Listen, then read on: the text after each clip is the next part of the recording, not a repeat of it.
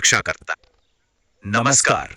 आज हम बात करेंगे भारतीय संविधान के उस मजबूत किले की जो हम सबके मौलिक अधिकारों की रक्षा करता है। ये कोई मामूली दीवार नहीं, बल्कि एक बहुत ही शक्तिशाली, सोचा समझा सिस्टम है जो हर नागरिक को सुरक्षा देता है। तो चलिए इस किले के अंदर झांकते हैं और देखते हैं कि ये सिस्टम आखिर काम कैसे करता है। देखिए, संविधान हमें कई अधिकारों की गारंटी तो देता है, पर कभी सोचा है कि उस गारंटी की भी कोई गारंटी है? मतलब अगर हमारे अधिकारों को ही कोई छीनने की कोशिश करे, तो हम कहाँ जाएंगे? कौन है वो अल्टीमेट गार्डियन जो ये पक्का करेगा कि हमें न्याय मिले? ये एक बहुत बड़ा सवाल है ना? तो सबसे पहले बात करते हैं इन मौलिक अधिकारों की। इन्हें आप इस किले के सबसे महत्वपूर्ण नागरिक समझ सकते हैं। ये वो बुनियादी आजादियां हैं जो भारत के हर नागरिक को जन्म से मिलती हैं। असल में यही भारतीय लोकतंत्र की नींव है, वो मजबूत दीवारें जिनके अंदर हम सब सुरक्षित महसूस करते हैं। और ये अधिकार, ये सिर्फ अच्छी अच्छी बातें नहीं है जो किसी किताब में लिख दी गई। नहीं, इन्हें आप कोर्ट में जाकर लागू करवा सकते हैं। और यही बात इन्हें इतना पावरफुल बनाती है। ये हर नागरिक के सम्मान और आजादी का आधार हैं और हमें सरकार की मनमानी से बचाते हैं। तो सवाल वही है, अगर इन अधिकारों पर कोई आंच आए, तो हम कहाँ जाएंगे? यहीं पर संविधान का सबसे सबसे जरूरी दरवाजा खुलता है। एक ऐसा रास्ता जो हमें सीधे न्याय तक ले जाता है। खुद सोचिए, संविधान के निर्माता डॉक्टर B.R. अम्बेडकर ने इसे संविधान की आत्मा और उसका हृदय कहा था। इससे ज्यादा जरूरी और क्या हो सकता है, क्योंकि इसके बिना बाकी सारे अधिकार बस खोखले वादे बनकर रह जाते। ये वो धुरी है जिसके चारों ओर हमारे अधिकारों की पूरी दुनिया घूमती है। और यही है वो जादुई चाबी, आर्टिकल 32। सबसे कमाल की बात यह है कि ये खुद में एक फंडामेंटल राइट है। इसका मतलब है कि अगर आपके किसी मौलिक अधिकार का हनन होता है, तो आपको निचली अदालतों में चक्कर काटने की जरूरत नहीं। आप सीधा देश की सबसे बड़ी अदालत, सुप्रीम कोर्ट का दरवाजा खटखटा सकते हैं और वो आपकी सुनवाई से मना नहीं कर सकते। यही वो आर्टिकल है जो अधिकारों को कागज के वादों से निकालकर असल जिंदगी की हकीकत बनाता है। तो जब कोई नागरिक आर्टिकल 32 का इस्तेमाल करके सुप्रीम कोर्ट पहुंचता है, तो कोर्ट करता क्या है? देखिए, कोर्ट के पास एक खास किस्म का टूल किट होता है। इसमें कुछ बहुत शक्तिशाली कानूनी हथियार होते हैं जिन्हें हम रिट्स कहते हैं। पहली रिट है हेबियस कॉर्पस। इसका सीधा मतलब है शरीर को पेश करो।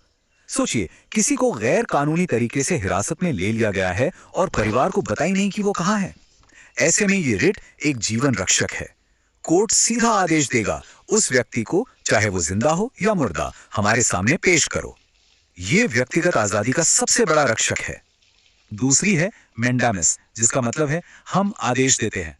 मान लीजिए कोई सरकारी अफसर है जिसका काम है आपको लाइसेंस देना, और वो बिना किसी अच्छी वजह के आपका काम नहीं कर रहा, तो कोर्ट इस रिट के जरिए उसे ऑर्डर दे सकता है कि उठो और अपना काम करो। ये एक्शन लेने का आदेश है।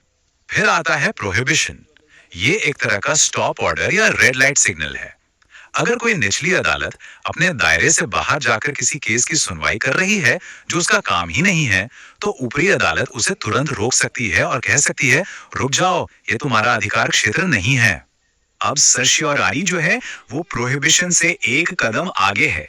प्रोहिबिशन तो केस को बीच में ही रोक देता है, लेकिन अगर निचली अदालत ने अपने दायरे से बाहर जाकर कोई फैसला दे भी दिया हो, तो सर्शियोरारी के जरिए उस गलत फैसले को ही रद्द किया जा सकता है।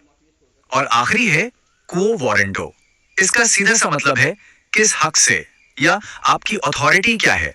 अगर कोई व्यक्ति किसी ऐसे सरकारी पद पर बैठा है जिसके लिए वो योग्य नहीं है, तो इस रिट के जरिए कोर्ट उससे पूछ सकता है, भाई तुम किस अधिकार से इस कुर्सी पर बैठे हो, साबित करो। ये सिस्टम में पारदर्शिता लाता है। लेकिन यहाँ एक बहुत बड़ा लेकिन आता है। क्या हो अगर हमारी संसद ही संविधान को बदलकर ये सारे अधिकार और ये रिट्स हमसे छीन ले? क्या ऐसा हो सकता है? इसी सवाल ने हमें संविधान के सबसे बड़े सुरक्षा कवच तक पहुंचाया है। और इसी सवाल से जन्म हुआ भारतीय संविधान के इतिहास के सबसे बड़े टकराव का। एक तरफ थी संसद, जिसे लगता था कि वो जनता की प्रतिनिधि है और कोई भी कानून बदल सकती है, और दूसरी तरफ थी न्यायपालिका, जिसका काम था संविधान की रक्षा करना। ये एक तरह की कानूनी शतरंज की बाजी थी। 1967 में गोलकनाथ केस में सुप्रीम कोर्ट ने कहा, संसद फंडामेंटल राइट्स को हाथ नहीं लगा सकती। चेक। जवाब में 1971 में संसद ने 24वां संशोधन पास किया और कहा, नहीं, हम संविधान का कोई भी हिस्सा बदल सकते हैं। चेकमेट। नहीं, क्योंकि फिर आया 1973 का वो ऐतिहासिक केस केशवानंद भारती, जिसने पूरे खेल का नक्शा ही बदल दिया। और यहीं सुप्रीम कोर्ट ने अपना ब्रह्मास्त्र निकाला, बेसिक स्ट्रक्चर डॉक्ट्रिन, यानी बुनियादी ढांचे का सिद्धांत। कोर्ट ने एक बीच का रास्ता निकाला, कहा ठीक है पार्लियामेंट, आप संविधान में संशोधन कीजिए, आपको अधिकार है, लेकिन आप इस इमारत की नींव, इसकी आत्मा को नहीं बदल सकते। और सबसे महत्वपूर्ण बात, न्याय पाने का हमारा अधिकार यानी आर्टिकल 32 इसी बुनियादी ढांचे का हिस्सा है, इसे कोई नहीं छीन सकता। तो ये बुनियादी ढांचा है क्या? देखिए, कोर्ट ने कोई पत्थर की लकीर वाली लिस्ट नहीं दी है, लेकिन समय समय पर अपने फैसलों में बताया है कि संविधान की सर्वोच्चता, कानून का राज, धर्मनिरपेक्षता, स्वतंत्र चुनाव, ये सब इसके हिस्से हैं। ये एक तरह का लिविंग कॉन्सेप्ट है जो समय के साथ विकसित होता है। यहाँ ये जानना भी जरूरी है कि रिट के लिए आप हाईकोर्ट भी जा सकते हैं, आर्टिकल 226 के तहत। पर एक बड़ा फर्क है, आर्टिकल 32 के तहत सुप्रीम कोर्ट जाना आपका मौलिक अधिकार है, वो सुनवाई से मना नहीं कर सकते। जबकि हाईकोर्ट का अधिकार विवेकाधीन है, मतलब वो चाहे तो मना कर सकते हैं। हालांकि हाईकोर्ट का दायरा मौलिक अधिकारों के अलावा दूसरे कानूनी अधिकारों तक भी फैला हुआ है। तो क्या ये किला हमेशा हर हाल में इतना ही मजबूत रहता है? एक स्थिति ऐसी है जो इस पूरे सिस्टम का अल्टीमेट स्ट्रेस टेस्ट करती है, और वो स्थिति है राष्ट्रीय आपातकाल।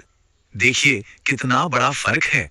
आम दिनों में अधिकार सबसे ऊपर होते हैं, लेकिन इमरजेंसी के दौरान राष्ट्र की सुरक्षा को प्राथमिकता दी जाती है, और तब अधिकारों को लागू करवाने के लिए कोर्ट जाने की हमारी ताकत को सस्पेंड किया जा सकता है। यहाँ एक बहुत बारीक लेकिन जरूरी बात समझने वाली है। आपके अधिकार खत्म नहीं होते, बस उन्हें लागू करवाने के लिए कोर्ट जाने का रास्ता कुछ समय के लिए बंद हो जाता है। यह सिस्टम का एक तरह का सेफ्टी वॉल्व है, जिसे बहुत ही असाधारण परिस्थितियों जैसे युद्ध या सशस्त्र विद्रोह के समय इस्तेमाल किया जा सकता है। तो कुल मिलाकर हमने क्या देखा? हमने देखा कि हमारे अधिकारों की रक्षा के लिए कोई एक ताला नहीं, बल्कि एक बहुत ही सोफिस्टिकेटेड और मल्टी लेयर्ड सुरक्षा प्रणाली है। और ये पूरी प्रणाली एक बड़े ही नाजुक संतुलन पर टिकी हुई है। असल में हमारे अधिकारों का संरक्षण कोई एक बार में तय की हुई चीज नहीं है। ये एक लगातार चलने वाला संवाद है, एक नेगोशिएशन है। संसद की कानून बनाने की शक्ति और न्यायपालिका के संविधान की आत्मा की रक्षा करने के कर्तव्य के बीच, और इसी नाजुक संतुलन पर हमारा लोकतंत्र टिका हुआ है।